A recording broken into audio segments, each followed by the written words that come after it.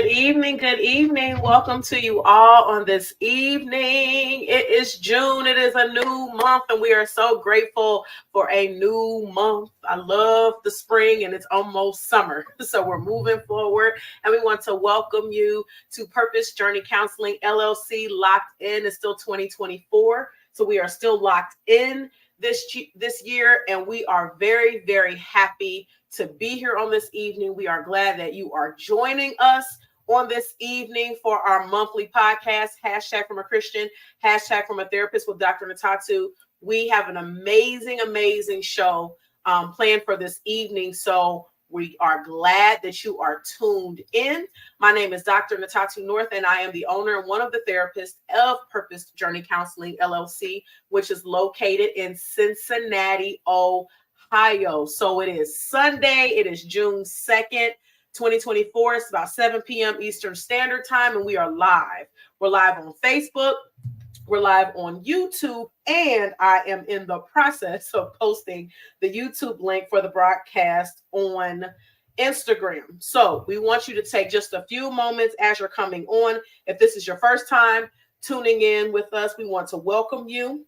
And we thank you for tuning in this evening. But we do ask you just to do a few things this evening. You know, when you stumble upon something great, or you know you're watching something that's going to be beneficial for someone else, we ask you to like what you're watching. Please follow us on your preferred social media platform. And also, please subscribe to our YouTube channel. Even if you don't typically watch us on YouTube, it's okay. But we do ask for you to please subscribe to our YouTube channel, and also share this broadcast. Let people know what you're watching this evening. This is not just one of those things where we're just sharing or we're just on here just, doing stuff. We are absolutely going to be making this definitely something that's going to be useful for everyone. So let's also interact and engage in the comments section. So as you're tuning in, as you're coming on, if you take just a few moments, let us know in the comments section that you are here. Say good evening to us. Good evening, Mr. North. Good evening. Thank you so much for tuning in, sir. Kind sir. We appreciate you this evening. But please, while you're coming on, let us know that you're here in the comments section. Let's be a family this evening as we're still sharing. And I'm almost done here as I'm sharing on my platforms as well, because I'm not going to ask you to do something that I would not be doing. So please come on in, say good evening to us, say what's up. We're here this evening. And like I said, we have a wonderful time planned this evening. Just before we go too much further, just a little background. We do this once a month. And we definitely like to utilize this platform to talk about different topics that are helpful for us as people, all ages, going through different things. And we want to make sure that this platform is used for that positive, in that positive way. So as you're coming on again, please let us know that you are here in the comments section. We're liking, we're following, we're subscribing, and we're sharing on this evening. So we thank you so much for taking some time to do that.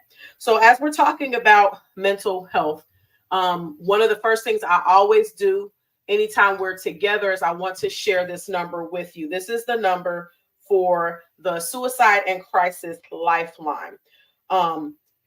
When we are in crises, whether it's our personal crisis or someone else's crisis, oftentimes we don't know what to do. It can be extremely hard to know what to do in a moment of crisis. A lot of times we are almost in a state of panic or a little bit confused. We're not exactly sure what we should do. This number is a useful resource to have in the case of a mental health emergency. And that number is 988. Again, it's 988. The number is 24/7.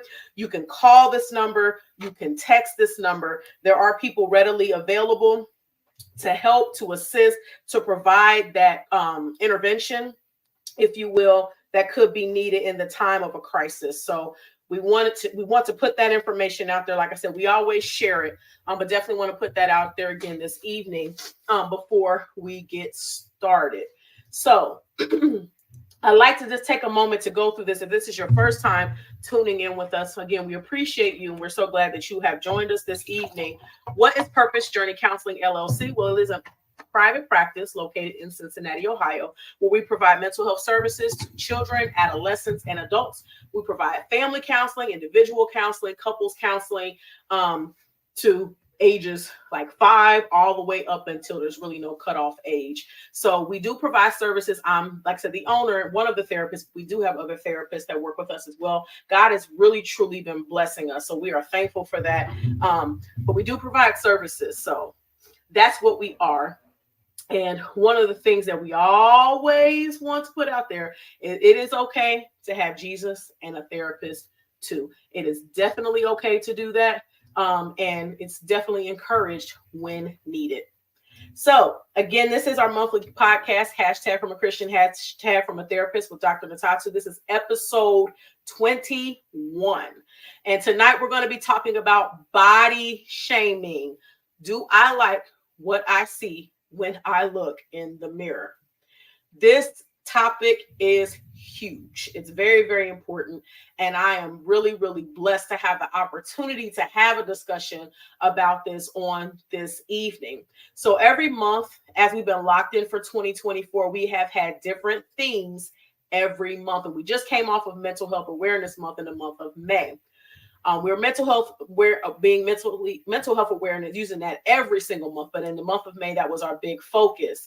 And we just came off of that for May. But our theme for June is going to be image.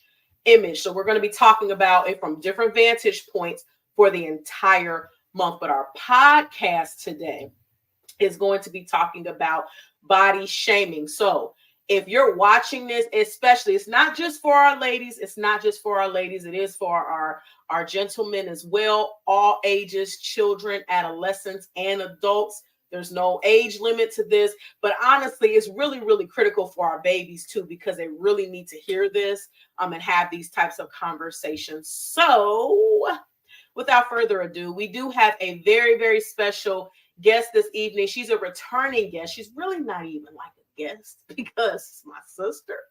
Duh. So she's really not even a guest. But we are grateful that she is here this evening. So we're going to welcome our special returning guest, Miss Kia Cannon, and I'm going to bring her on this evening. Good evening. Hello. Thank you so much for being back again. No problem at all. Thanks for having me back. Absolutely. This is home. This is definitely home. So we always, anytime we have, guests on our podcast, we still like to do an icebreaker first, just to kind of get, the jitters off and just, because we're really just having a conversation. So since we're talking about bodies and stuff like that, the icebreaker question this evening is just, in terms of, we think of seasons, we think of different type of clothing that we wear. What season's clothing do you prefer? Maybe not the season, but the clothing. Oh, I'm a fall weather clothing. I'm a jeans and boots kind of girl, like all day long.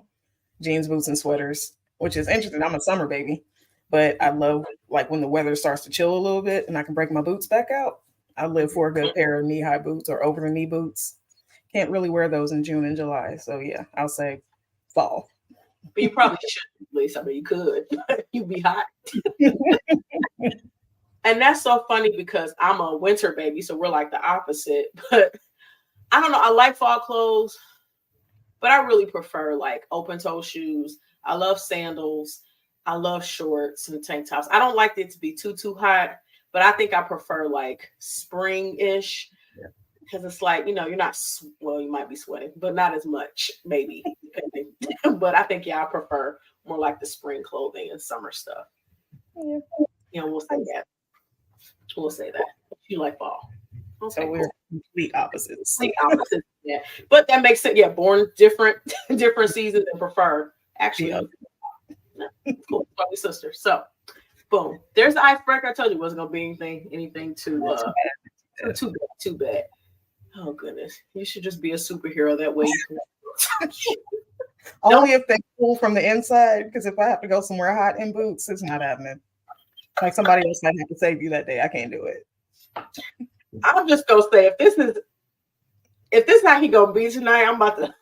It's already begun. It's It's about okay. to already be good. And see, he ain't even got nobody to see rev him up. So we already know he's the problem. See, no problem. There we go. So, well, that was our icebreaker.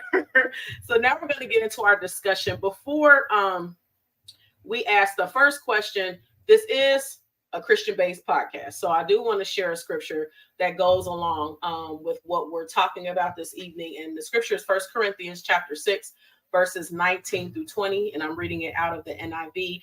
And it says, "Do you not know that your bodies are temples of the Holy Spirit, who is in you, whom you have received from God? You are not your own. You were bought at a price. Therefore, honor God with your bodies."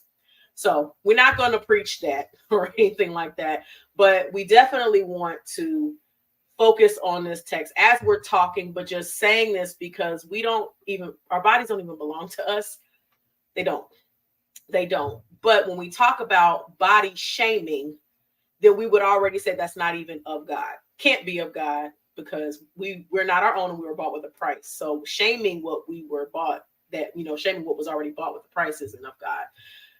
So we're not going to preach it, but just wanted to start there for this evening. So this evening, I don't think I said this yet. So we're going to be going through a series of questions, dialogue. We're going to be having conversations. So as you all are watching this evening, you can make comments, you can ask questions in whatever platform you're using in the comment section. All we ask is that they're respectful comments. But if you have questions, if you want to add to the conversation, that's totally fine as long as it's respectful. And I'll put stuff up on the screen as we're talking and moving through these questions. So you ready?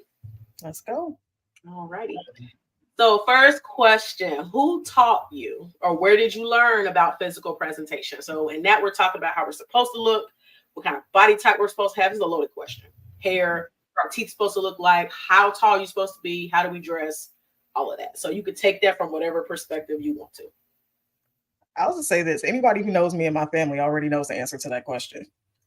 My mother, like without even really saying anything, with the way that she presented herself and always when we were younger presented us, was always just so, was always exactly how she envisioned, and it was always put together. It was always clean, it was always neat, it was always all of those things. So if you've ever met my mother, what she is and has always been is what she instilled in us from pretty much day one.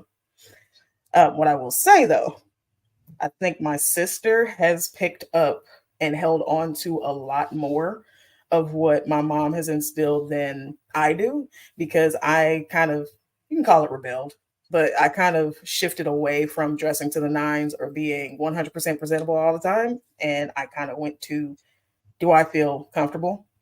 And do I look like I'm at least semi put together for for the most part? But to answer the question, top to bottom, my mom was the example and the one who really put that in me. Okay. I think for me, it's actually the same. And I don't even know if it was that she did it intentionally per se, some stuff, maybe certain things. But I think it was certain things that I actually started to pick up from her as I got older that I didn't even realize. Like sometimes, I don't know if I'm not going to say it's buying new clothes. I'm not going to say that because I don't think I got that from her. That's just my problem. But like, oh, well, this is for this. So I gotta wear a certain type of clothing item for this, or I have to wear a certain type of clothing item for that because she's like real, I don't want to say bougie, but she is. Love you, mom. Bougie. I guess I get that from her. But it's like the whole dress up thing, that was more like my mom. My mom always pretty much has on heels because we're just vertically challenged. So that's why she says she likes to wear heels. I'm not to that point. I feel like I always have to wear heels, but even like she wears makeup. Now I didn't pick up those little things, like some of that stuff. If she's going to the grocery store, she's still gonna have on makeup. I don't necessarily do that, but I think I still pick up a lot from her. It might just be scaled back just a little bit, just because our personalities differ. But even I guess more specific things like, I mean, she never really talked about body type per se, or you have to look a certain way, but how you present yourself in public was always something that was important. I love Absolutely. that. Absolutely. To this day, my mom, I love her. Mom, if you're watching, I love you. Um, she will not leave the house unless something is done. To the point where, again, Mom, I love you. It's frustrating because sometimes we're running up against time and it's like, hey, can we do this in the car? I'm just like, if it doesn't get done by the time we got to go, it's not getting done. But I understand that putting your best face forward is extremely important to her. We just have different definitions of what that means. Yes. That's a good point. Because it's like, it's not, we don't think it's bad. Like, we're not judging them. It's not that. It's just that it's different. And it almost makes me wonder if that's like generational. I think Because like, so. I've seen like a lot of times like people that are like our mother's ages, like they tend to do that. Like if you're just stepping out just to go make a run, like you're not gonna leave without your face. And I'm like, I could care less. Mm-mm. But case in point, Lamar would even say this: when I was in labor at home having Sanaa, I put earrings on to go to the hospital. So I didn't put no makeup on, but I did put on some earrings to go to the hospital to have a baby. So a little bit of that. I get it. I made it a point to make sure that at least my hair was braided before I went into the hospital with both my babies. Like this can get unruly. Nobody needs to see that in the midst of everything else going on. So I at least made sure that that was done. Um, but yeah, I have no qualms walking out in a t-shirt and yoga pants. My mom, mm-mm, mm-mm. But here's the flip side of that, though. There's still some of that in me because there's a certain line that I won't cross. Like there are certain things that I wouldn't do. Like there are certain ways that I won't walk out of the house, and not judging anybody else. This is just me. I always told myself I would not ever take my children to school with my hair still tied. Um, Time and patience determined that that was a lie because as they got older, it definitely happened. But it was something that was always in the back of my mind. Like, this is my kid's school. They're going to see me. Kids can be cruel. You never want to be that parent that's like, oh my gosh, her mom looks like that. But it just kind of was what it was. But that's always something that stuck. Like, before I leave the house, if nothing else, my hair will be presentable. Are there times I've stepped out in my scarf? Absolutely. But for the most part, I try not to. Again, that's just me. That's just how I feel. I'm not judging, not passing judgment on anyone else, but that's just me. No, I feel that too. Same here. I said the same thing about not leaving the house with my hair tied, but sometimes when I'm dropping off the older one, I just, hey, we got to get out the door. And that's what you're getting. I'm in the car though, so less people probably see me. Now, if I had to go in the building, left the Chromebook at home, I will look presentable to go into the school to represent you in a way that you won't be embarrassed. But yeah, so to an extent, yeah. But yeah, yoga pants, shirts, I don't care. But even that is less about me than it is about them. Like, if it was just for me, I don't know that I would care, but I don't want to present myself like that as a representative of them because of what somebody else might say to them. For me, oh well, you get what you see. Right. I'm fine with it. Yoga pants are some of the most comfortable pants. T-shirts are great. Have a bunch of t-shirts. I don't know what the problem with a t-shirt is, so I don't have a problem with that kind of stuff. But they're made to be worn. Why? What's the problem? Exactly. So it's our moms. Well, hey moms, you guys have definitely taught us some things, and we carry apparently some of the same things, maybe not all of the same things. We love you anyway, but yeah, I think a lot of it is generational. I think we're just kind of more like, well, I don't need to wear, and I don't even wear makeup hardly ever anyway. So I don't wear it most of the time. So it's like, I'm definitely not gonna put on makeup to go to the grocery store. I don't even barely wear it, but that's just a personal preference. Yeah, not knocking anybody who does. It's more or less really just more of a personal preference. So it's not something that I do. I feel like he made a face. I think he was talking about when I said I put on earrings. He It was funny. Why are you putting on earrings? You in labor. I'm going out. Because people are looking at me People like there's are gonna be in my face. like regardless. So okay. So we've been taught some things, and I'll say so far it doesn't seem like it's been anything, that's really like challenged us in the ways of like, thinking about different ideologies and stuff like that. But now we really want to get into talking about body shaming. And so the next question is, how would you define body shaming? Telling me what my body should or should not be when you have no idea what it was made to do or what it goes through on a day to day. As simple as that. Like you don't know, you don't live here. Right. You don't live in this body. So for you to tell me what it should and should not be without understanding how it works, what it is, what it's supposed to do. No. That to me is shaming. You're trying to make me feel as though I'm inadequate. Maybe not intentionally, but your body shaming comments just have that effect. And to me, that's where it stems from. You're trying to tell me what I should be without knowing exactly what it should be. You have no clue. That's true, which is very common. We'll get there, but very, very common because a lot of people have a lot to say about what our bodies should do and how we should utilize our bodies, but didn't create us and don't have a clue. Don't live, like I said, they don't live here. I like how you said that. They don't live here. It's like walking in somebody's house and telling them how to decorate. You don't live here. This is not for you. Right.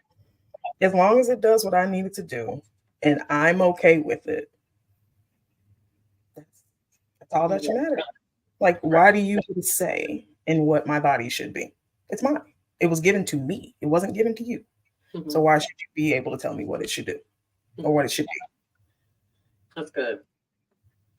I think for me, like I was really, I don't say struggling, but kind of thinking about this. So like we use the term, but it's like, what does it really mean? And I think it could mean different things for different people. But for me, it would just be like speaking against, and this could be something from someone else, or it could be from us personally, but it's speaking anything negative over us, over our bodies, whether it's someone else, like you said, telling us what we should do, how we should look, how we should, basically how we should look. Because it's not even so much about carrying yourself. It's like, well, she carries herself well, but she probably needs to lose 50 pounds. That's body shaming. Nobody asked you how much she needs to weigh. You worry about your own weight. Stop worrying about hers. And please understand that it's not a compliment. It's not a compliment. Or you carry that weight so well. What does that even mean? I can't tell you how many times I've heard that in my life. Like, I'm sorry, what? Don't say that. Don't. What does that mean? What's up, bro? Hey, bro. Don't say that. You carry that. Oh, you just had that baby weight. You just had that baby. You can't even tell you. Speaking again in any way, if you are speaking negatively about your body or someone else's body, speaking against, criticizing, critiquing, body shaming. Hey, sister. Oh, hold on, did I miss something? Oh. Hey. What do you say? What's up, y'all? We are blessed. Thank you. But yes, that's body shaming. And we're going to talk. I'm trying not to get too far ahead because I just got triggered. I don't even know how, but I just got triggered. Let's be clear. It doesn't have to come from an outside source. Like you said, I'm guilty of body shaming myself more than I ever should, but it still came from the same place. I don't know what my creator decided this body is supposed to do. Mm-hmm. So why am I criticizing it? Now, could I do better? Could I improve? Absolutely. But why am I speaking against what he created, what he made for his purpose? I don't know what that is. I don't know exactly what that looks like. So who am I to say I don't look exactly like I was made to look? That part. Because that's like saying, because I mean, I've dealt with it personally. Oh, I'm too short. So that's saying that God made a mistake when he made me and he should have made me taller. Like, or well, this shouldn't look, my shoulders are too broad. So God made a mistake when he made my shoulders broad. I mean, it's like you have to really you ask these things. So it's really like if you're shaming your own body, but you're shaming your creator because we didn't create ourselves. So are we saying that God made mistakes when he made us and we don't like our nose, we don't like our teeth, we don't like this, and our hair need to be this? And it goes from like, you can literally go from head to toe and we find complaints about everything. Everything. And From didn't make our it. hair to the feet. What'd you say? Didn't make a drop of it, not 1 inch. Didn't Not create one. nothing. Not one. So body shaming is deep. And so it goes deeper, and we want to make it clear. It goes deeper than just weight. We're not just talking about weight. We're not just talking about weight. We're talking about the entire body, the human body, when we're talking about body shaming. You look like you want to say something. No, we have a question. We got a question in the chat. So is wearing a girdle body shaming? Thank you, sis, for asking the question. I had some notes about that. You want to take that one first, or you want me to take it? I'll go back to what I said about 30 seconds ago. Can I improve? Absolutely. Can I feel more comfortable? Absolutely. But that's not me speaking negatively against it. It's just saying I can change this for a more positive feeling, how, feel better in your own eyes, to look better. I think it depends on the reason. It depends on why you're doing it. If you're doing it simply because somebody says you should, that to me is shaming yourself, because you're going off of, again, a non-creator's opinion of what you should look like, what you should be. If you're choosing to do it because you want to feel more comfortable, I'm for it. Like, I don't think that's shaming. I just think that's personal improvement. Mm-hmm. And I was going to say the same thing. Like, if you choose to wear it because you feel comfortable, it makes you feel more comfortable in your clothing, then you wear it. But if you're wearing it because somebody told you had to wear, or when we start saying she need to have on some girdle, Spanx, what is it? I want your outfit to look good, so can you wear Spanx? Is that shaming? As a consultant, again, I still think it depends on preference, because I get it, because this is what we're talking about. Because a lot of times we get into this, well, it has to have a smoother appearance. You have to, because if you go back in the day, they used to be tucked in, tightened up, so tight that I don't even understand how they breathed with the stuff that women were wearing. But where did that come from? Who said that because if a woman has a stomach, that it has to be tucked in? Who said that? Where did that come from? Where did it come from? And this is what we're talking about, because I have a big pet peeve about this. As a woman who has a stomach, because I've had kids, who is it really right to tell me that I have to tuck that in? If I have a fupa, or I got whatever going on, do I really have to tuck that in? Do I have to cover it up? Do I have to suck it in? Do I have to do that? Why do I have to do that? Does it bother me, or does it bother you? That's the question. If it bothers me, then okay, I'm going to take care of that, do what I need to do. But if it bothers you, that's your problem. Sorry, not sorry. That's your problem. That, to me, that's the difference.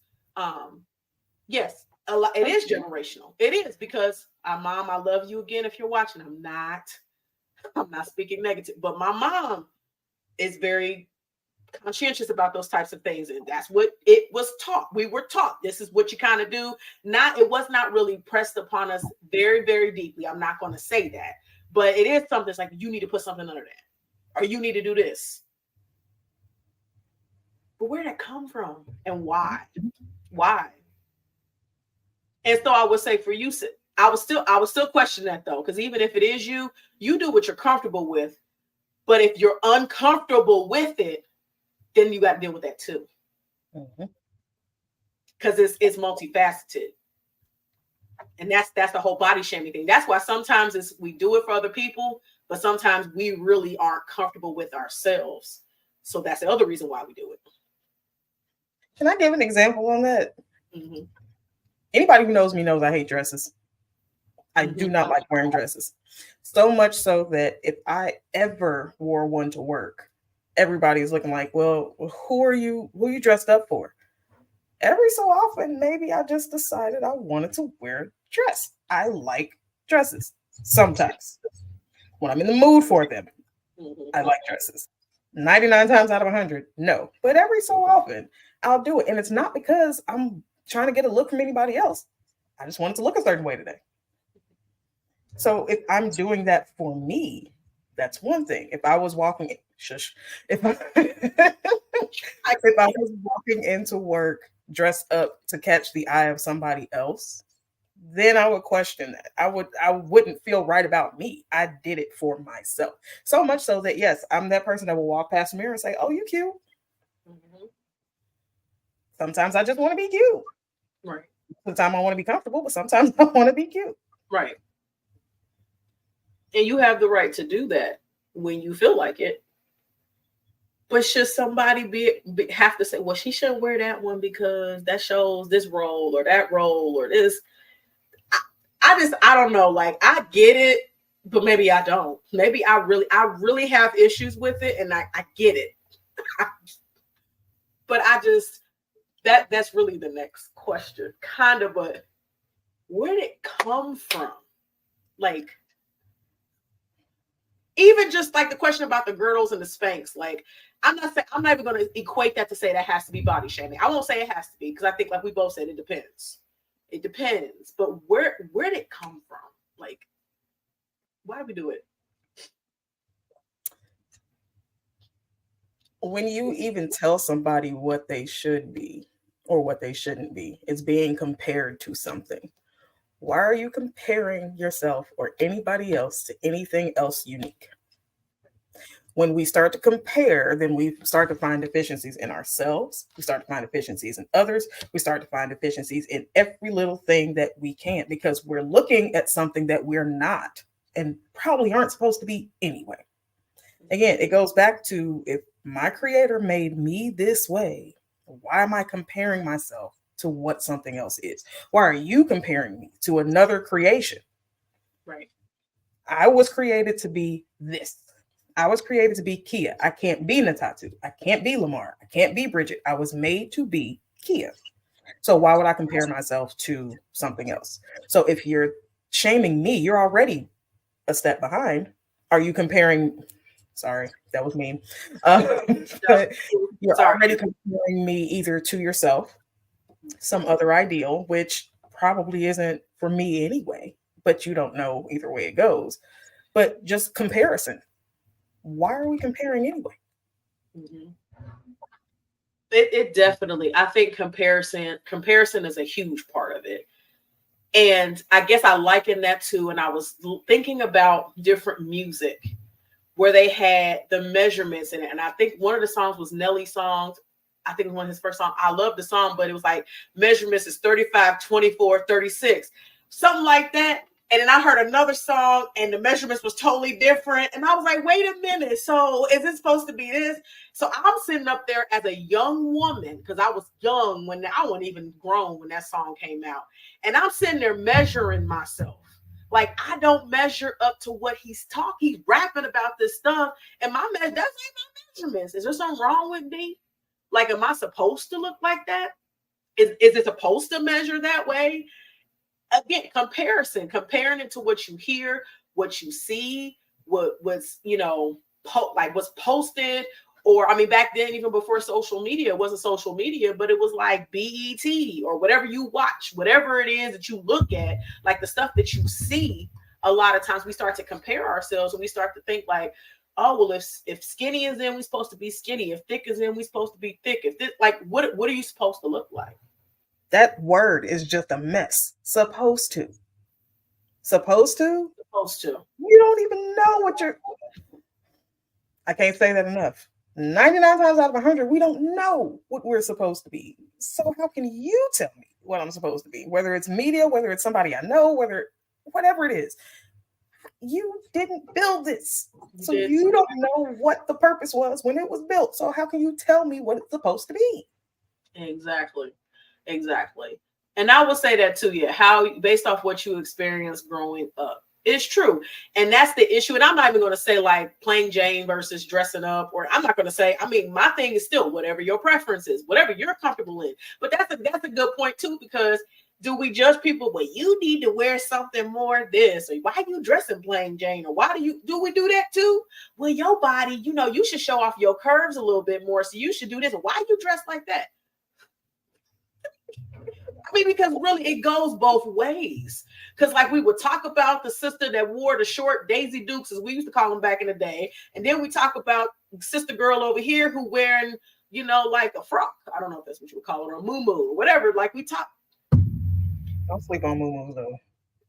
I mean, I think they're comfortable. But again, but that's the point. Where did it come? Like I know it's comparison. I agree with you. I think it's comparison. And the comparison is a thief of joy anyway. So comparison will take our joy all the time because, like you said, you can't be me, I can't be you, but we're not supposed to try to be each other. Like we sisters, we're not the same person. We may have a lot in common, but we're not the same person. So we're not supposed to be the same. We're not supposed to think the same. We're not supposed to look the same. And just because I don't look like this or you don't look like that does not mean there's something wrong with us. Right. But it's like people aren't happy with themselves, period. That's part of the problem too, I think. Because, we're not happy with us. They're not happy with us. You ain't happy with them. Everybody got something to say. Ain't even your business. Again, that goes back to why are you comparing? Are you trying to pull me down to the level of not loving you that you're at? Like, talking about moments. All right, bro. Right. All right, bro. Like the title or the subtitle to this podcast is do I like what I see in the mirror? Well, do you? And if you do, why does it matter what I see?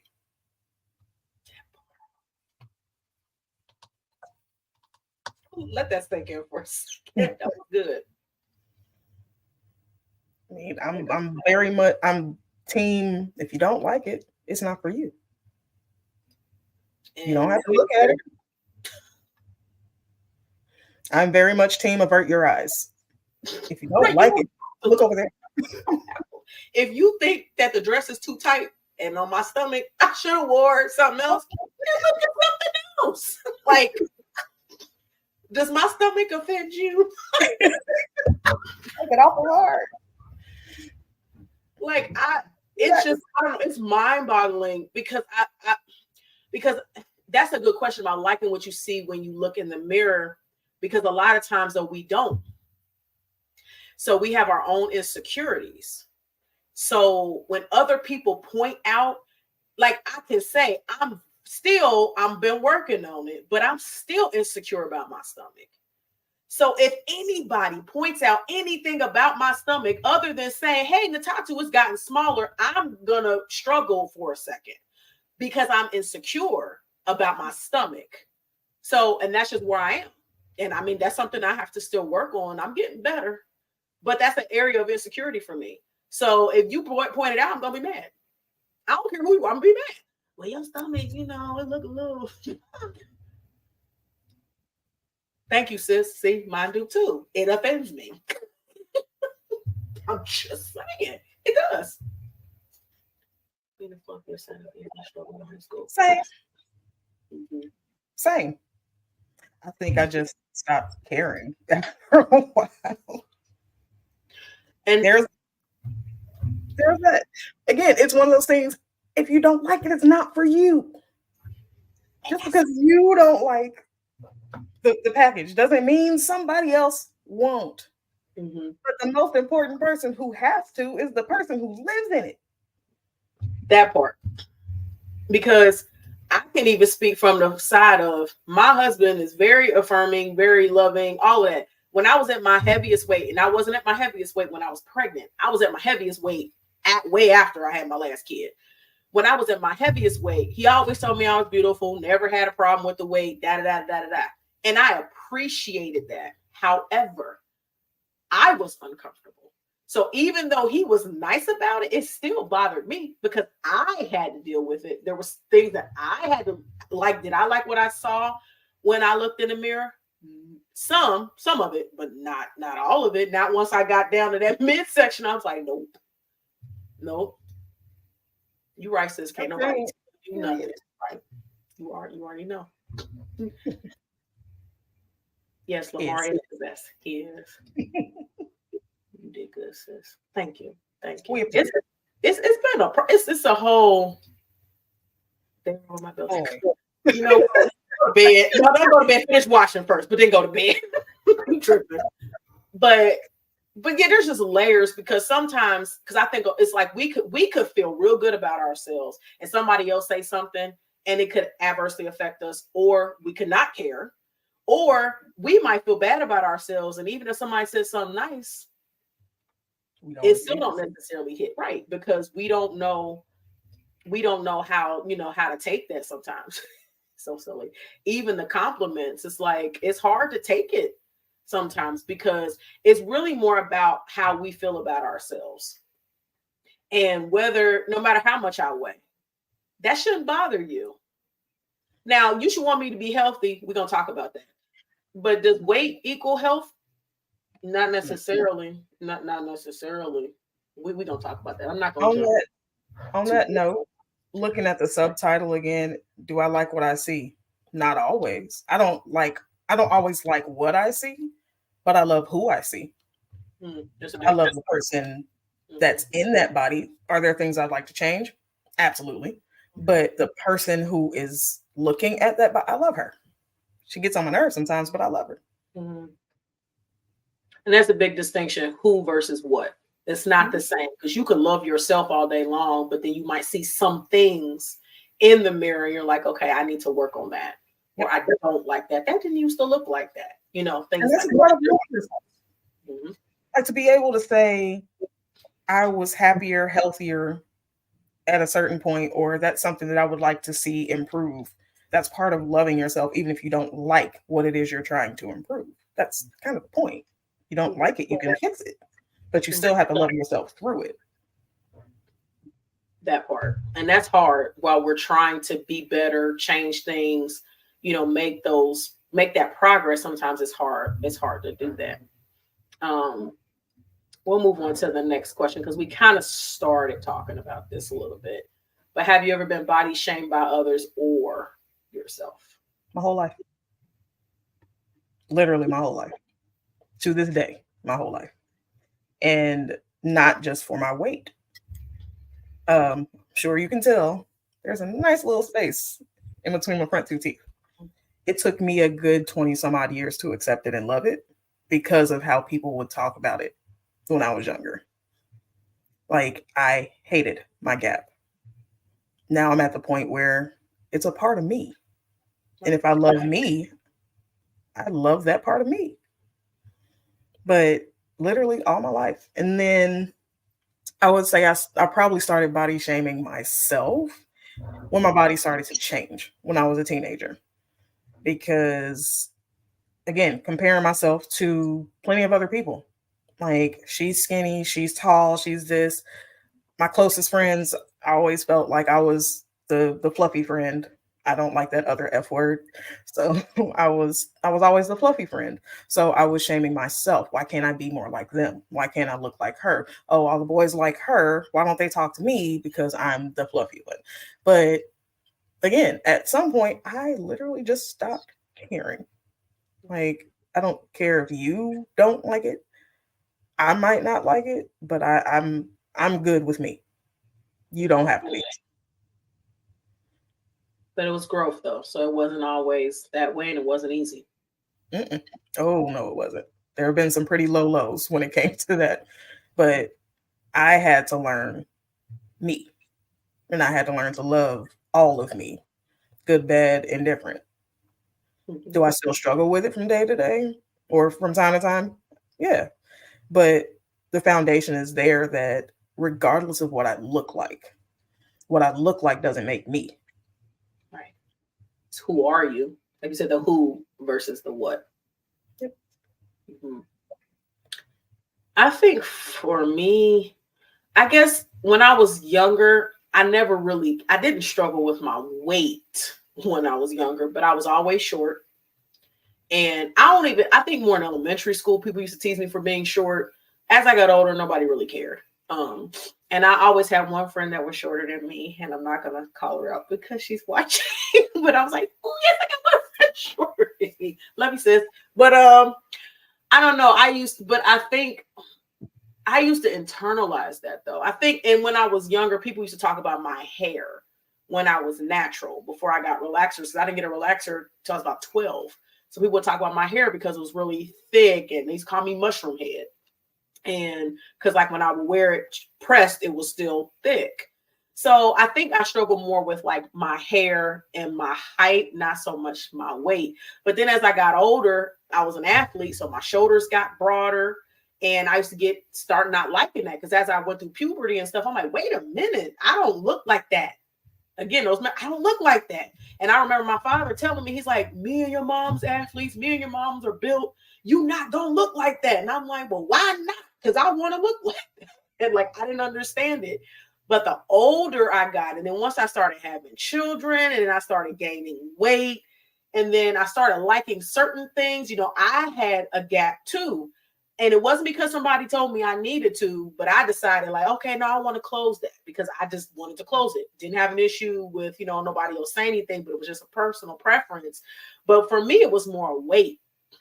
And then people would point out, oh, your stomach is a little big. Or you might want to suck that in. And then so it started to cause me to pay more attention to something that I already noticed. So then I think the more I saw that I didn't like how much I was weighing, because really it was more about weight and what it looked like, the more I started shaming myself. And that wasn't fun because then you're like, oh my goodness, like, I knew I loved myself. I liked myself, but I said, what did I do? Did I just let myself go?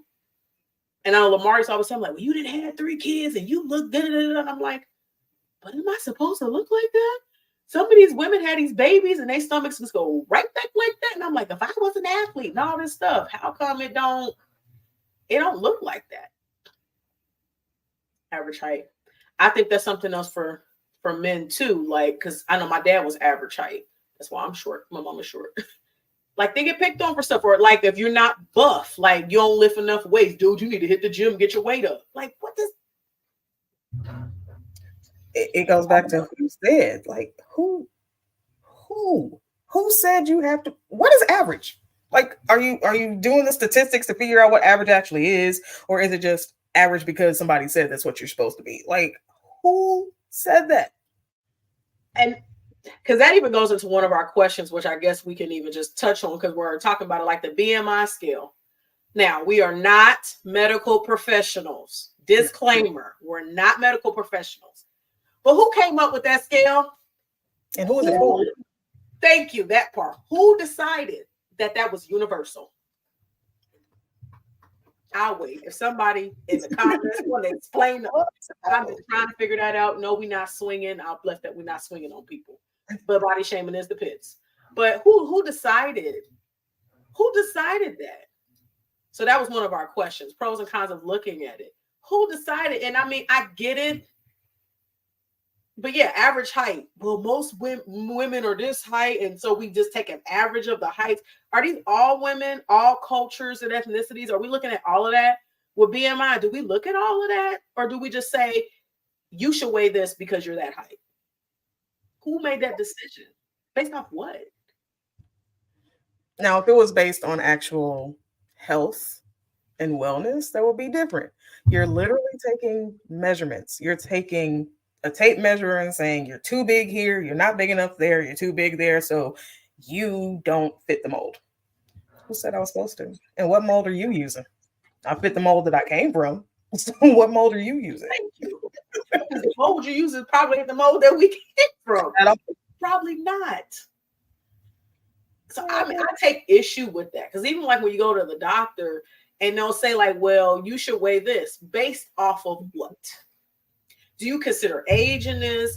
Do you look at, they do all the blood work, all your numbers good, but you need to lose 50 pounds because it don't fit on this chart. This chart says you can't even explain to me why I need to weigh that. No. Because if I weigh, oh, you sorry, you go ahead. No, go ahead. I would say if I weigh the low number of my chart, I will look sick. Because I've weighed that before and I look sick. But go ahead, go. I'm sorry. Go ahead. I mean, I'm full disclosure, being transparent here. I'm one of those people. Like, blood pressure's never been an issue. Cholesterol's never been an issue. Like, I joke all the time, like you would wonder how I got fluffy or how I'm fluffy because I say I can't cook, but you would think looking at me that my numbers don't add up. You're not telling me that I'm unhealthy. You're not telling me that I'm, in danger of anything. What you're telling me is you just have too much on your body. Says who? And then you're not taking into account any cultural differences. You're not taking into account anything, any mitigating circumstances. You're not looking at any of it. It's literally this number plus this number times this number divided by this number equals that. Why do you need me to be a number? Thank you. Why do I have to be a number? I'm more than a number, as you can tell by the other numbers that you keep putting in these formulas. So why is that one so important when it does not take into account so many other factors? Right. And it has to, or else it's not. It's almost like standardized tests. You give everybody the same test. I mean, we're not going to go there, but like you give everybody the same test, and then you wonder why they don't perform the same. Well, the environment, circumstances, situations are not even the same. They don't even receive the same education throughout the school year to take a standardized test. Not going there, but it's the same thing. It's the same thing. Who's to say? And I mean, I get it in terms of, when we're talking about like diabetes, stuff like that, because I know like I had gestational diabetes with my two youngest, so they told me if I'm overweight, whatever that means, that I'm 60% more likely to develop diabetes. But what does that even mean? Like overweight, over what weight? The weight you say I'm supposed to, like, for my height, this is how much weight I should carry for my height. But like you said, other factors, my build, I'm 5'2", but I could be standing next to somebody else that's 5'2", and we're not built at all the same. Not even close. So why do we gotta weigh the same? It don't make any sense. And then your muscle weighs more than fat. So if you have more muscle, you're probably gonna weigh more anyway. But they still looking at the number. You need to lose weight. I'm not losing my muscle. You're crazy. I know people who are literally 100% within the guidelines of the BMI chart standard. Diabetic, high cholesterol, high blood pressure.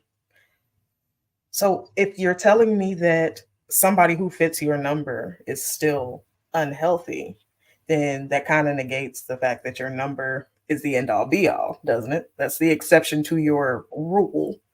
So there are other things to take into account. You can't just say you don't match this, it's wrong. Well, they matched it and they were more wrong in a sense. So yeah, I pay zero attention to the BMI chart. I don't look at it either. I don't either. Because even if we go into this question, since we're kind of talking about it, I mean, even the scale, like as I've been on this lifestyle change and journey, I've had to get off the scale actually, because the scale was making me not want to do it. And I don't have a personal trainer, but I was talking to someone that's a personal trainer, and he told me to stay off the scale. He said, you maybe weigh yourself once a month. But he said, first of all, as a female, your weight gonna fluctuate all throughout the month. He said, measure inches. He said, if you really want to know how much weight what you're really dropping, measure yourself, like your waist, your arms, like see how many inches you're losing. If you focusing on that weight, if I was focusing on weight, I would have been stopped. Because I haven't lost as much weight as I thought I should, but my body has changed completely. And I know you and I have had discussions about that before, because I'm like, well, I need to get on the scale. You even told me, get off that scale. Get off the scale. Stop looking at it. Your weight at 7 a.m. is going to be different than what it is at 1:30 p.m. So if you weigh yourself today at 7 o'clock and weigh yourself tomorrow at 12:30, you're gonna drive yourself nuts. Yep. Like that was, if I'm honest, the scale is the main reason that I have started and stopped my fitness journey so many times, because I don't see the numbers moving, even though I feel different, even though I feel stronger. I don't see the progress that I was hoping to see in the number, but I'm seeing the progress in actually building and actually, being able to endure and all of that. It is the main reason that I have quit my fitness journey so many times. And after a while, it was, you know what? I forget the scale. Do my clothes fit better? Right. That part. Well, I like what I see when when I look in the mirror. Do I feel better? Do I feel like I can move better? That's a big one for me. Can I move better? Can I, play with my kids longer? Can I run around behind whoever longer? That's all that matters to me. That scale, yeah, you can look at it every so often, but like you said, our weight fluctuates regularly. So if you keep checking, I was on a little stint where I was literally checking it every morning at the same time of day, and every morning at the same time, it was something different. Yep. I'm like, forget it. I'm not doing this. Yeah. And I'm sure it's the same for men too, but especially as women, just hormonal changes. Like we just all over the place. Like you said, you can weigh yourself this time, this day, another time tomorrow, and you're gonna be like, I gained 5 pounds in a day. In a day. Did you really? I mean, or did you just have the large water instead of the small? And you just retained all the water you just drank. It's tough. Yeah, the scale is not your friend, but a lot of times we get caught up in the weight. And when we get caught up in the weight, we don't look at the progress. Like, is your endurance better? Stamina? Can you lift heavier weight than you used to do before? Like, you don't even look at that stuff. Like, are you really in good health, period? Like we talked just before about all the numbers. Like, how's your cholesterol? How's your blood pressure? Are you a diabetic? You could be considered overweight and have no other health issues, but the person who's not overweight could have all said health issues. So weight cannot be the only determining factor. And so, but I think it comes from like looking at this question because the weight is what we see. Mm-hmm. And like, you can't look, people think they can, but you really can't look at somebody and tell if they're a diabetic. You don't know that. But you can be like, well, they probably need to lose some weight or they probably need to gain some weight. Because let's face it, sometimes we're not body shaming because somebody's overweight. Sometimes we're body shaming those who are under. And they struggle too because a lot of times they're trying to gain weight and they can't. So it's not even always being over. Sometimes it's under. And we have to, factor that in as well. Yeah, and it's a journey. And it's fitness. Also, way clothes fit better and I looked amazing. That's a big thing. Your clothes fit differently, or you don't even wear the same size anymore. Or like you said, when you go, I love that. For me, it's that mirror. Do I like it? Yeah, when I'm looking at myself in the mirror, I'm like, wow, I actually do like what that looks like. Again, it's that walking past the mirror like, oh, I see it. Mm-hmm. I see that. And it's like you see the product of the work that you're doing, the product of what you're really fighting for. And it's not always just the look. I feel like I look better. I feel more confident about how I look as opposed to I just look better. Too. If I look better to me, then shouldn't that be enough? Mm-hmm. It should be. If I feel better to me, shouldn't that be enough? Now, I will say with weight and overall health, it's not completely useless to look at those numbers. It can be a good guide rail sometimes or guardrail sometimes because statistically, there are some correlations between weight and health conditions or, excess weight or not enough weight and some health conditions that you have or could develop. Is that the end all be all? Absolutely not. It's just not. And I think that's just the whole point. Like, we have to look at the bigger picture. It's more than just how much you weigh. There are so many other factors that have to be included in that. And then there's also a lot of health conditions, like we're just talking about people underweight, that prohibit people from gaining weight. And there's health conditions that make it really hard for people to lose weight too. So like you have to factor in all of these different things. But good evening, mother. But when we just focus on, well, how much you weigh today, well, I personally stopped, and it was funny because I weigh myself now on the last day of the month. So we just had that, and I got on the scale, and I didn't weigh no different than I did on April 30th. April 30th, yeah, April 30th to May 31st was the same weight. So I sat there, I gave myself 10 seconds to have a moment. And I said, you know what? Go get that measuring tape. Forget the scale, measure yourself. And I lost more inches around my waist. I said, now forget that number because you've obviously made progress. Maybe you didn't lose the pounds you thought, but you've made progress. So remember that. And I had to like shift gears, but that wasn't easy for me to do. Like maybe even a couple of months ago. That wasn't easy for me to do. Now I'm like, I gave myself 10 minutes to pout. And then I got up and said, okay, now go get the measuring tape. You attack it like everything else. There's a problem. I feel like there's something I need to correct. I don't like what this is. I'm not happy with this result. Okay, be upset about it. The meme that I love is, are you going to cry about it or are you going to boss up? First of all, I'm going to do both. Right. We cry for a second. We'll cry for a second, but then we're going to boss up and do something about it. Like if I'm not happy with it and it's me, then that means that I have the ability to change it to something that I am happy with, or I have the ability to try, even if I need help, because there are things hindering me from doing that. I have the ability to change what I'm not okay with.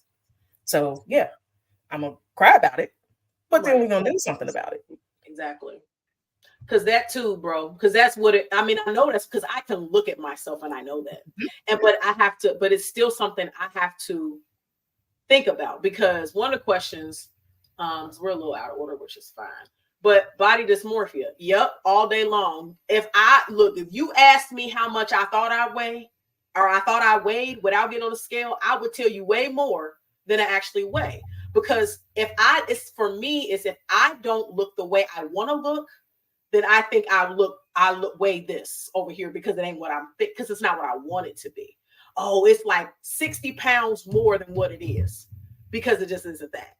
So I struggle with that all the time. That's why I say it's an insecurity for me if somebody says something other than, oh, you made progress. If you tell me anything about my stomach, I'm going to have a problem.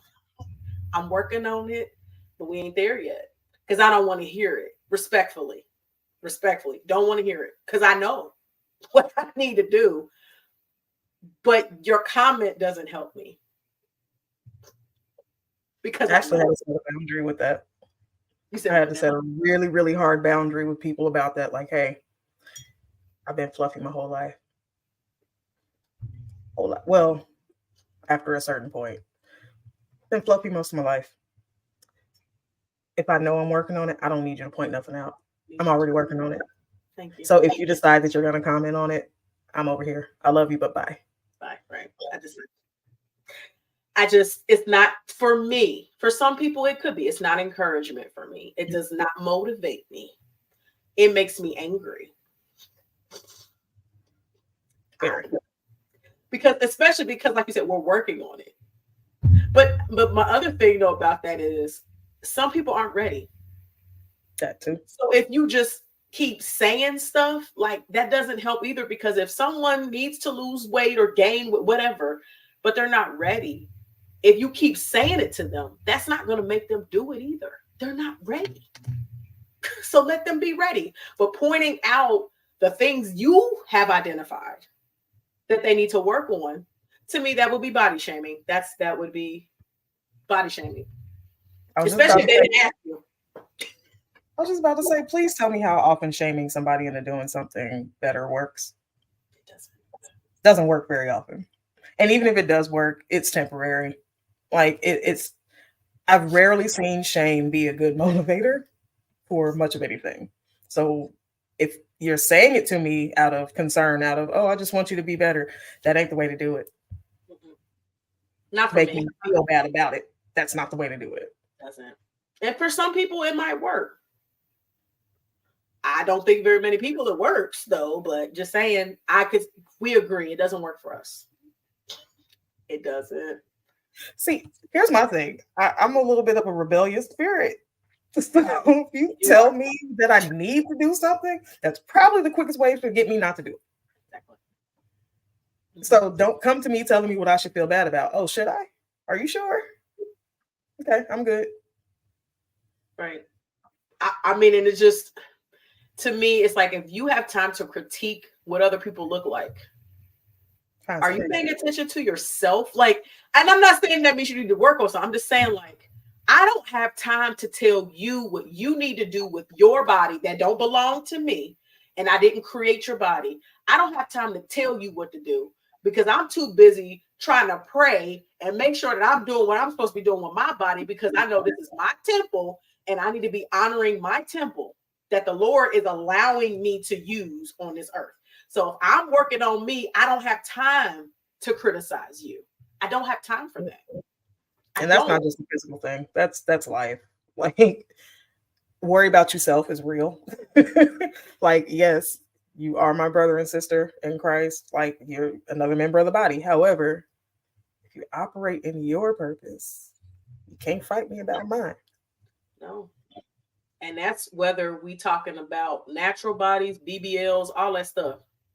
You do what we all have to give an account for whatever it is that we do. So I can't tell you not to go have surgery. I can't tell you that. That's not my decision to make for you. That's not my job. It's That's not. not my job. It's not. Of course, I mean, I want you to be healthy. Because I always say I really do love people. I really do. I want us to be healthy. I want us to honor our temples, but it's not my job to tell you how to do that. I can't tell you that. So if I can't tell you, you can't tell me either. You can't tell me. Whew. So yeah, there's a few more questions I want to get to, but this is good. I think this is gonna be good. But I have to ask this question because I've been hearing my kids say it and it irks my nerves. What is your stance on the term big back? They got the song out. I don't even know where to start. When I heard adults saying it, it was uber cringy. Like it was like that's what we're doing. That's the new insult is big back, okay. Mm-hmm. Or the new comment, whatever. It really got under my skin when I started hearing kids use it to describe each other jokingly, have like that insulting love that they do with one another. Like, y'all sound really mean to each other, but y'all accept, and to an extent, I get that. But the term itself, I'm just like, on the one hand, I don't know that they use it with the same connotation that we have for it. Mm-hmm. I feel like when they say it, it's just one of those general insults. Like we know that calling somebody a big back is mean, so we're gonna kind of repurpose it, use it as we're gonna joke around with each other with it. I don't think they say it with the underlying understanding that it has to do with what somebody looks like and their weight. Right. So I just don't like to hear it at all. Like I'm very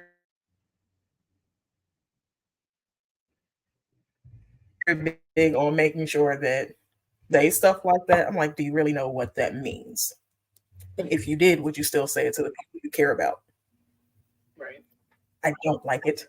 I think I don't think it's going anywhere. It's taken off, but I literally cringe every time I hear it. Like, ugh, please go away. Please let that go away. This isn't for children. I know they don't understand it. For adults, it's like just another insult. Like, what's the point? You're still comparing me to what?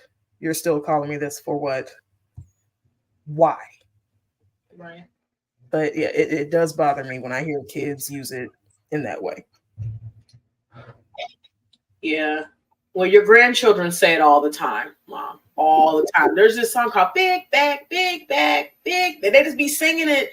And then like they tease each other and they're like, oh, well, you get your big back. And I'm like, I know my kids say some mean things to each other. They need to work on that. But I cringe when I hear it too, because to me, to me, there's a negative connotation. Now, I've also heard on the flip side when like people be at the gym and they say, I'm unbigging his back. But it's still based in an insult. I mean, because so if or the flip, so is there a small back, like small, like big back, small back? Like, what does that mean? Like, again, who determines your back is big? You or somebody else? Because you can't even see your back when you walk. And like, did you see? Did you? Somebody like, you got a big back, like, and you just. First of all, who says that? Do people actually say that? Like, you just have a really big back? I've never heard it until they talk about unbigging backs and now talking about big back. And I'm like, where did that come? Again, where did these terms come from? We say these things, and to me, that just to me goes with body shaming again. Absolutely. Why do we say it? Whether you mean it or not, to me, it's not a joke. I don't find anything funny about it.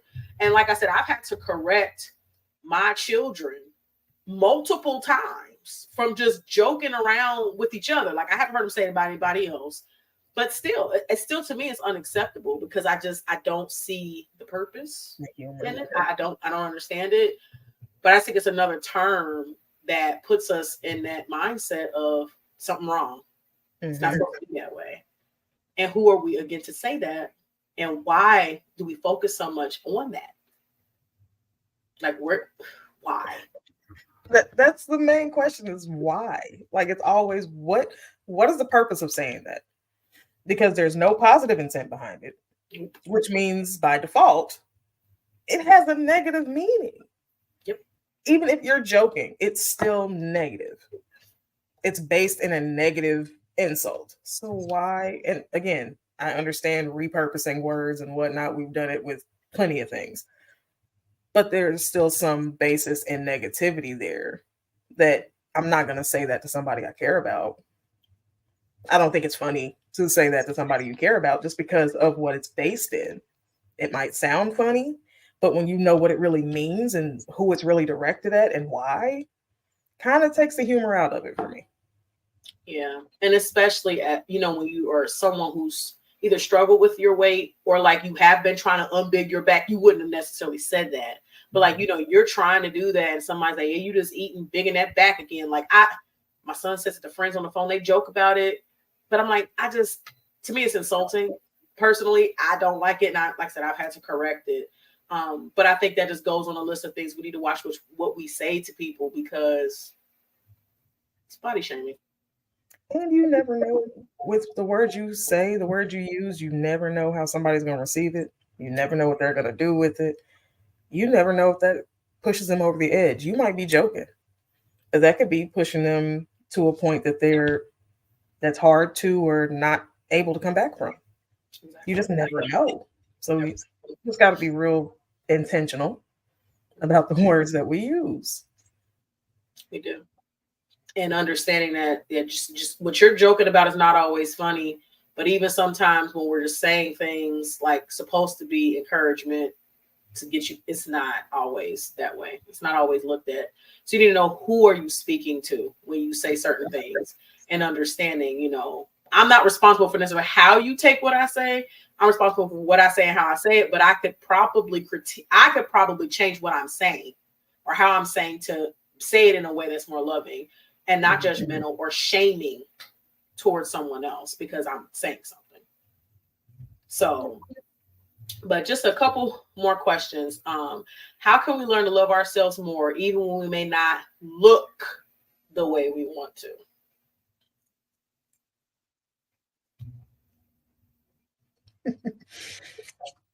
To me, it just goes back to understanding the difference.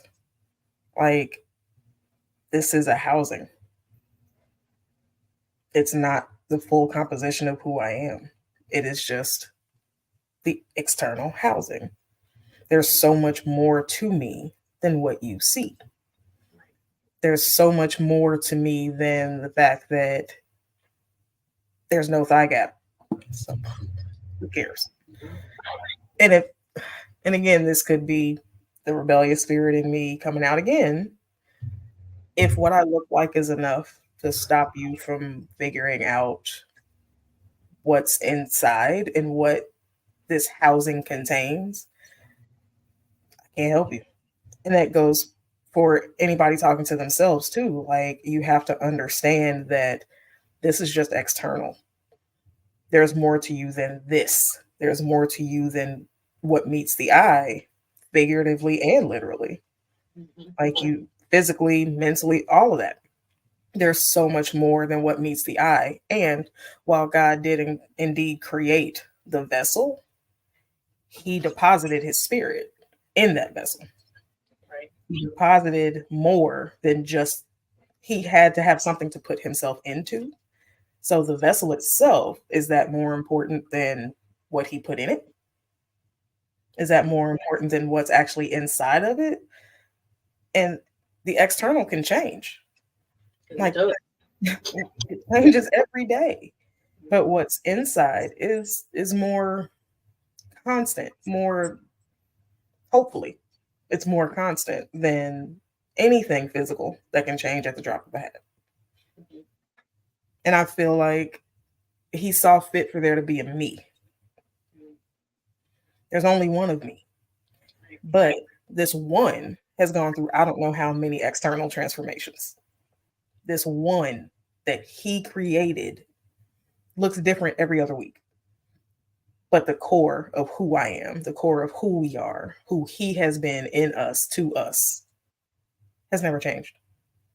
Right. That's so important. Like, this is a shell and this is temporary, which we see is temporary. You know, we're not going to even always walk this earth. Now, yes, because like we go back to the, scripture, we're supposed to honor our temple. So yes, we are responsible for caring for our outward appearance too. But your temple is even more than just what you look like on the outside. Because when you talk about a temple, I mean, if this is us, like as a person, like who are we at our cores? Like our core, like, are we living a life that will be pleasing to Christ? Are we showing the Holy Spirit that's supposed to live within us? Do we even live like that? Because you could love what you see when you look in the mirror and hate what you see when you look in the mirror at the same time. Because everything might seem to be in a place looking the way you want it to, but then when you really see who you are, you don't even like who you are. And to me, that's more important. Because if my personality or my spirit, I don't say personality, if my spirit is jacked up, it don't matter how much I weigh. It don't matter if I got a stomach or I don't got, that don't even matter if my spirit is jacked up. Who's going to want to be around me? How am I able to serve God the way I'm supposed to if my spirit don't even look like him?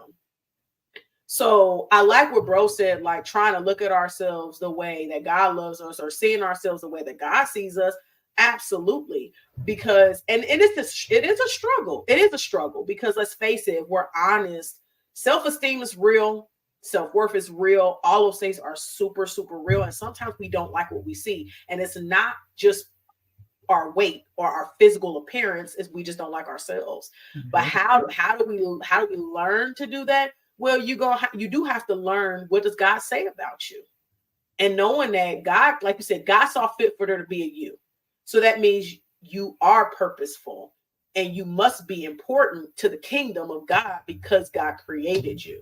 So that's a hard concept sometimes to get when we're comparing ourselves to other people, or people are telling us we're supposed to be this, you're supposed to look like that. And then we start to think erroneously that we're supposed to be this or that.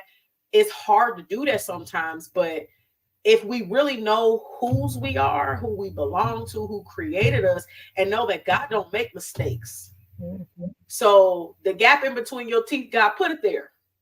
Yes, he did. He didn't make no mistake when he did that. My shoulders broad. God made my shoulders broad. He ain't make no mistake. And I'm only 5'2", but he ain't make no mistake when he made me 5'2". But as I have to, sometimes I have to keep telling myself that, because I'm not going to say that every day I wake up, I'm like, oh yeah, girl, God did that. Not every day. Some days I'm like, I'm not too sure about this. but constantly reminding yourself, and I think even sometimes forcing yourself to look in the mirror when you're afraid to, Mm-hmm. and learning how to compliment yourself in the mirror. Can That be was that was one thing that a friend of mine that I was working with kind of forced me to do. Was I realized I had no mirrors in my house, none, no full length mirrors. I had none. She said, get a full length mirror and put it somewhere you're going to see it every single day. And not for the purpose of criticism, but for the purpose of looking and saying, I love myself, regardless of what this looks like.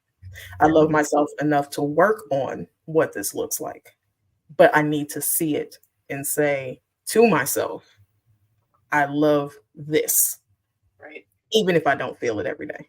I love this. Mm-hmm. Because even if you don't feel it, you speak it, you start to believe it. Mm-hmm. Because the power of life and death is in the tongue, and the things that we say hold so much power. So yeah, when we start saying these things, like I love what I see, I like what I see, I love what I see, even if that's all you can say right now, that's a start. Because even though, like you said, you don't feel it, you don't think it in that moment, eventually you will. Mm-hmm. You're like, oh wait a minute, I actually do like that about me. Um, absolutely. Absolutely. And sometimes I know we don't always see it, but when we're talking about the body shaming, and we're getting ready to just do the last question here, because this last one is very, very critical. Um, it's hard because sometimes the shaming comes from other people, and then sometimes it comes from us. And it's hard sometimes to override what you're hearing constantly. And if you're constantly being told you need to lose weight, or you need to gain weight, or you should have longer hair, you shouldn't wear your hair natural, you should this, or you should, it takes a toll on you after a while. And it's hard sometimes to remember the truths when you keep hearing a bunch of lies. So it's like you have to know the truth to refute the lie. And the truth is in the word of God. Absolutely. But this last question we definitely wanted to get to, because we both have babies. We both have babies. And this is good for babies that are watching, but also for us parents, aunties, uncles, grandparents. What do you teach your daughter, or what would you tell other young people about loving who they are and becoming comfortable in their own skin? So, kind of touched on it already, but kind of a two-part question. Number one, maybe even three parts. Number one, who does God say you are? Mhm. Number two, does what God says you are, does that align with what somebody else has to say about you? If they don't line up, then question number three is, whose opinion is more important to you? That's good. Are you going to listen to the one who made you, knows you inside and out, or are you going to listen to somebody who just met you, doesn't know everything about you? And so far, I I shouldn't say always, but for the most part, our conversations have gone the way of I believe what God says about me. And they're my babies in particular are typically comfortable in that. Like they are very much themselves.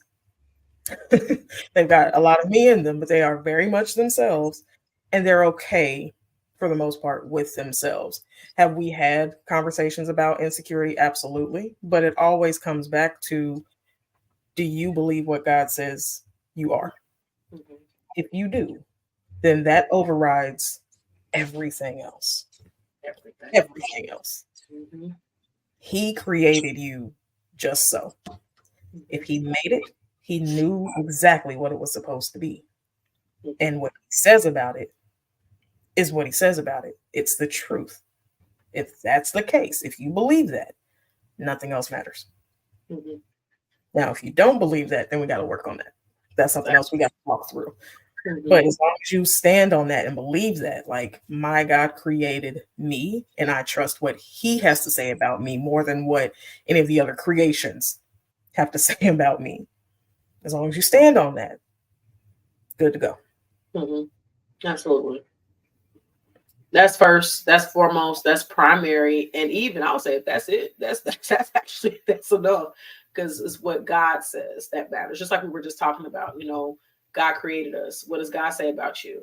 Because if God didn't say that, then it ain't true. I know sometimes I gotta tell my little ones, well, she said I'm this. Well, did God say that about you? Well, no. Okay, then is it true?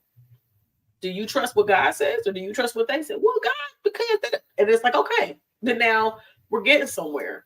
So I think that's definitely something that I share with my children as well. And just another thing, because I've got boys, but I've got girls, and I got girls that are close in age, and their body types are different. So one of the things that I make a point in my house is to not have them compare their bodies to each other and not even make comments about well, you are thinner or you are thicker or you're this. It's trying to change how we even speak about that kind of stuff, like at an early age, because they're 8 and 10.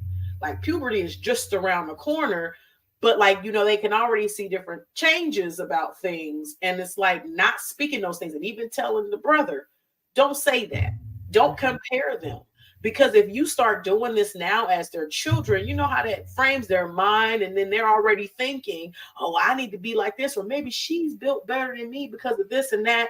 And not getting into the mindset of doing that stuff now, because our children hear those things too. So like all these ideologies that we have as adults, if we're speaking that stuff to our children and they start picking it up, and then now they're doing the same thing, the stuff like we've talked about that we had to go through over the trajectory of our lives, they're doing the same thing.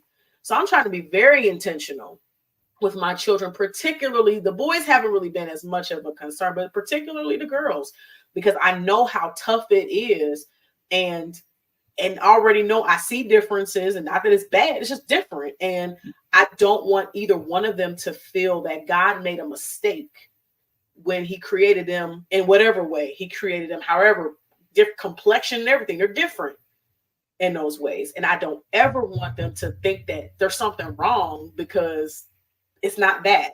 Not comparing themselves, or even, like I said, with these comments that are jokes, they're not funny. Mm-hmm. So just not even saying those things. And then always leading with the word, because that's what these babies need. We need it. That's definitely what they need. And sometimes I know that for kids, it's hard to get to what God says. Mm-hmm.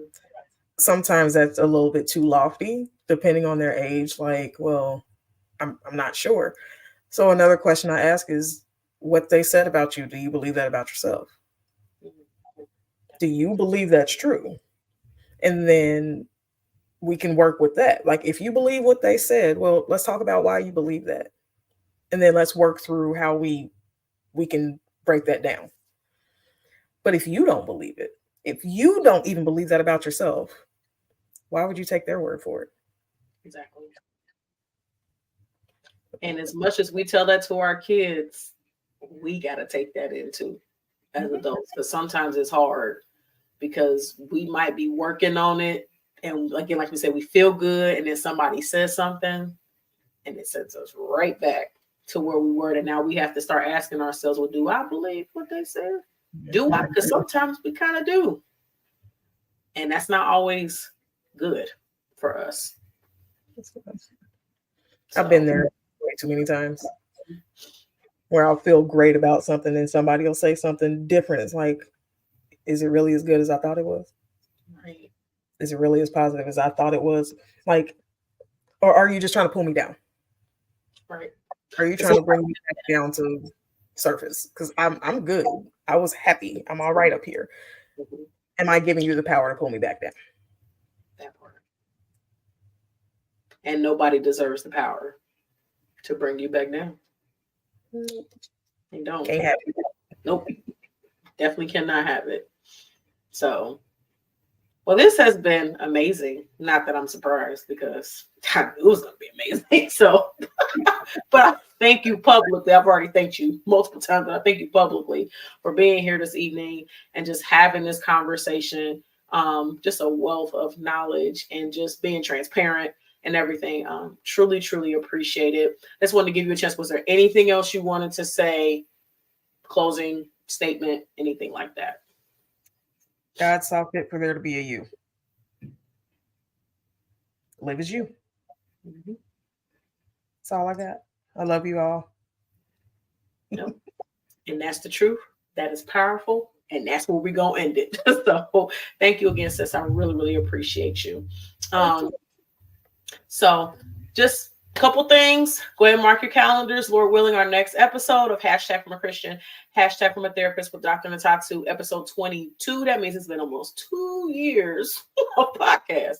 Right around that mark. I think we missed a couple. But yeah, July 7th at 7 p.m. Eastern Standard Time.